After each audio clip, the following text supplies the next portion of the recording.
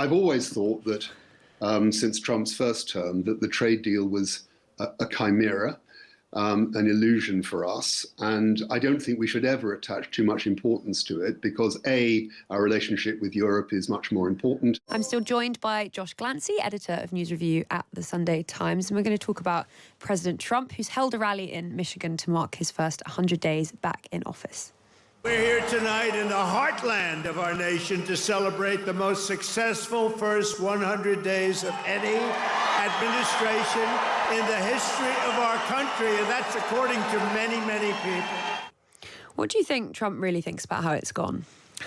I think Trump is fully capable of magical thinking.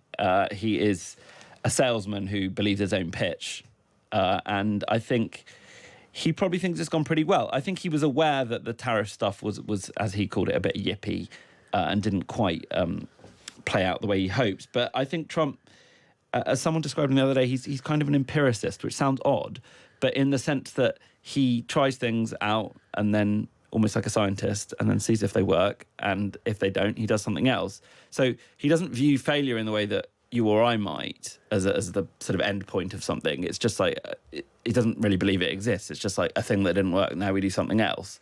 So I think if you look at the promises Trump made during the election campaign, he has, and their slogan they keep repeating is promises made, promises kept. There is something to that. Now, you might disagree with the promises he made, but, the war on woke and DEI, well, that's full steam ahead. Crossings at the southern border have plummeted. Now, there's been some fairly questionable approaches to achieve that, sort of constitutionally and legally, but they have plummeted. So from voters' perspective, that's great. He promised to do all the tariffs and to take the fight to China economically. Well, he is doing that. It's not necessarily going very well. He did promise peace in Ukraine and the Middle East. Well, okay, we haven't got that, but there are at least talks underway. That he was obviously over-promising in terms of that being on day one. But, he is, for all that you can say about Trump, he's not a truthful man, but he is sort of politically truthful in a way which is why a lot of the voters who are committed to him stick with him, because he does actually attempt to do the things he says he's going to do. Sometimes that's not to everyone's benefit, including his own, and clearly his poll numbers are suffering. But it is, in a funny way, consistent. Yeah, I mean, I laugh then because there was that claim from Trump that the border crossings had plummeted by something more than 95%, and clearly they've plummeted, but perhaps not by as much as is being. I think it's actually is quite close to that. I mean, it really, because they've basically shut the app that allows you to claim asylum. I mean, they've basically shut it down, the border.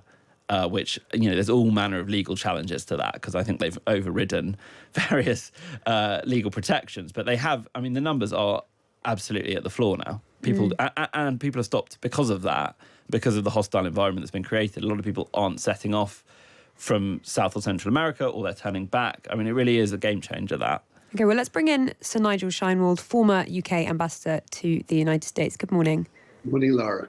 So there's a story in The Guardian today that President Trump has made a deal with the UK a second or even third order priority. What do you think this tells us about how the US views Britain at the moment? Well, I think there are a number of strands to this. I mean, the first is that we know that Trump doesn't value alliances in themselves and for traditional reasons. And the UK is very affected by that as the country which is involved in many clubs around the world, including principally NATO, and wants to have a close relationship with the EU and so on. So we're affected by a world without permanent ties and without a framework and without institutions. That's not a world, I think, which would work for Britain, pretty much whoever is governing Britain. So that side of it is negative. And we know most of the foreign policy positions that the Trump administration's taken on Europe, on Ukraine, on Russia, on China, on the Middle East, on Iran, are not European or British positions. So that's a problem. Climate change would be another one. You were talking about that earlier. On the positive side, there's no doubt that sentimentally Trump is positive about Britain and seems to have established some sort of rapport, how much we don't know, with Keir Starmer. And that's a good thing. And Keir Starmer has engaged in what I think you're columnist Matthew Paris called a sustained grovel when he went to see him. But actually, there's method in that, and it's playing a longer game. It's playing your cards early. It's the state visit involving the king, all those sorts of things, and in some senses, of course, it sticks in everyone's throat. But there is purpose in it, and the purpose is to get Trump involved and live to fight another day, and to carry on talking and carry on negotiating. So I've always thought that since Trump's first term, that the trade deal was a chimera, an illusion for us. And I don't think we should ever attach too much importance to it because A, our relationship with Europe is much more important, as the Chancellor said last week. And B, in any event, you don't need a trade deal for much of the positive things in the UK-US relationship, which are basically to do with services and investment, which are rarely touched by traditional trade deals. Nigel. So we shouldn't give away too much, is what I'm saying in terms of negotiating that. So I don't think we're at the bottom of we're not at the back of the queue. I don't know what the basis for the Guardian's report is. It's the opposite of what J.D. Vance and others have been saying recently.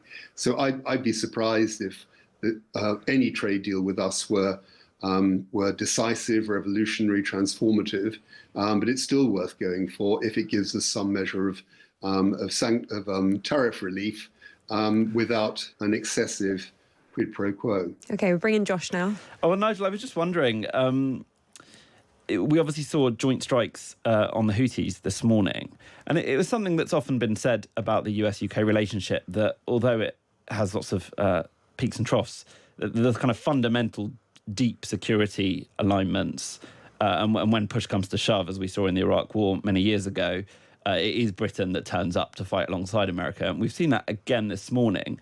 And people argue that that's something will outlast Trump and all these current ructions. I wonder what you made of it. Yeah, I think that's important. It's obviously the first time we've done that in relation to Yemen since the Trump administration came in. That's what we tend to do. The French have also been involved, by the way, in that sort of deterrence in the Middle East. So you're right.